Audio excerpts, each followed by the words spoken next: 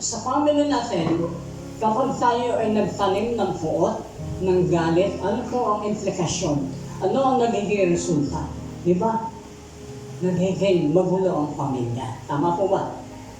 Kapag tayo ay nagtatanim ng mga bagay sa kaibigan, ng bagay na hindi maganda, ano po ang nagiging implikasyon?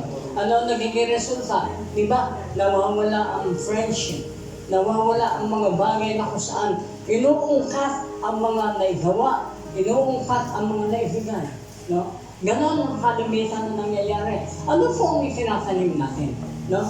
And the more that you planted or planting seeds to someone or something, ay ano po may kakibat na pag-aanihan. Sabi na 2 Corinthians chapter 5 verse 10, for we must all appear before the judgment seat of Christ. Sabi sa Tagalog, dito ko na lang po sa Tagalog babasahin.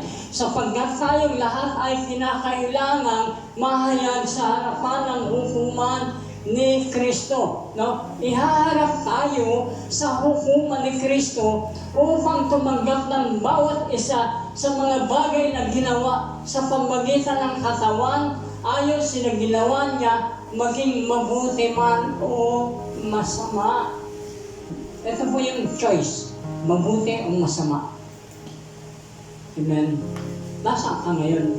15. Are you trying to do always in a good by God's process? No?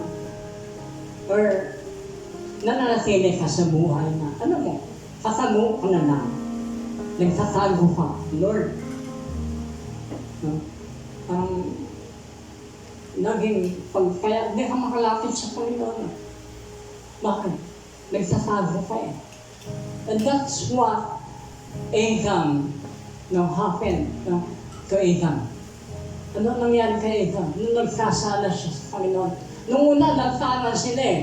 Naglalakad, Adan.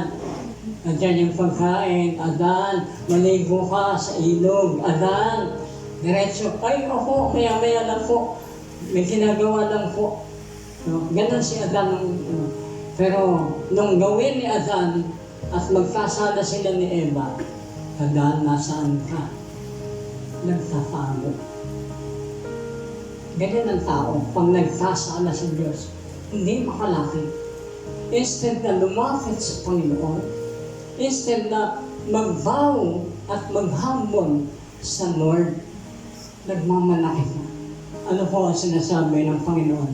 Kahuli-hulihan, sabi dito, eternal life awaits those who are willing to sow the Spirit by patiently doing good. Take note po, doing good is not coming or making us for having an eternal life. Pag-nabay po ng Diyos ang paggawa natin ng mabuti para tayo makapagpatuloy sa kingdom ng Lord. Amen? Hindi po ito ang daan ng kaligtasan. Bunga lang ito na kung saan tayo lahat ay gumagawa at nakikilala at mayroong relasyon sa Panginoon.